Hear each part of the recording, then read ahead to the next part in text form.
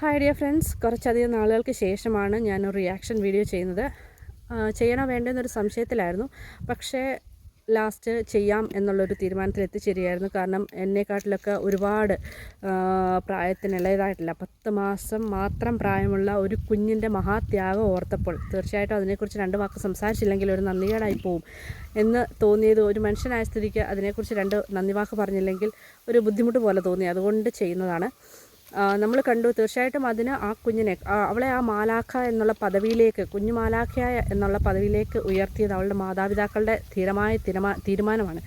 തീർച്ചയായിട്ടും 10 മാസം മാത്രം പ്രായമുള്ള ആ കുഞ്ഞിൻ്റെ വേർപാടിലും അവരെ അങ്ങനെ ഒരു തീരുമാനം എടുക്കാൻ പ്രാപ്തരാക്കിയ വേണം ആദ്യം നന്ദി പറയാനായിട്ട്. അതിനുശേഷം തീർച്ചയായിട്ടും അതിനോടൊപ്പം നിന്ന എല്ലാ മലയാളികളോടും നന്ദി പറയുന്നു.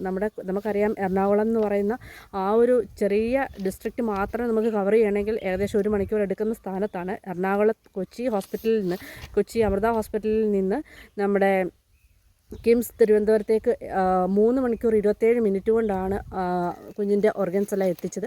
അപ്പോൾ അതിന് മലയാളികളെല്ലാം ഒറ്റക്കെട്ടായിട്ട് ഒറ്റ മനസ്സായിട്ട് അതിന് കൂടെ ഒപ്പം ചേർന്ന് നിന്നു എന്ന് വേണം മനസ്സിലാക്കാനായിട്ട്. അതുപോലെ തന്നെ ആംബുലൻസിൻ്റെ ഡ്രൈവർ ജെനീഷ്, അതുപോലെ പൈലറ്റ് പോയ 2 പോലീസ് ജീപ്പുകൾ, അതിലെ ഡ്രൈവർമാരെ എല്ലാവരും തീർച്ചയായിട്ടും പ്രശംസ അറിയിക്കുന്നു. തീർച്ചയായിട്ടും എല്ലാവർക്കും സ്നേഹത്തിൻ്റെ പൂച്ചെണ്ടുകൾ ഹൃദയത്തിൻ്റെ ഭാഷയിൽ അർപ്പിക്കുകയാണ്.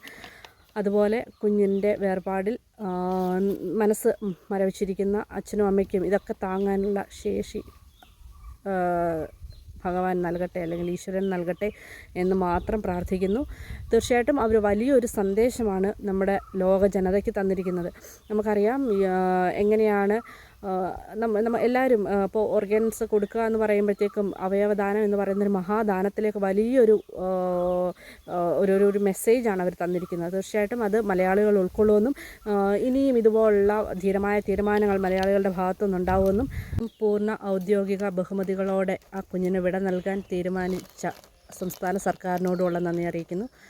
ഇനിയൊരു ജന്മം ആ കുഞ്ഞിന് ഈ ഭൂമിയിൽ ആയുരാരോഗ്യത്തോടെ ഉണ്ടാവട്ടെ എന്ന് മാത്രം പ്രാർത്ഥിച്ചുകൊണ്ട്, താങ്ക് യു ഫോർ വാച്ചിങ്.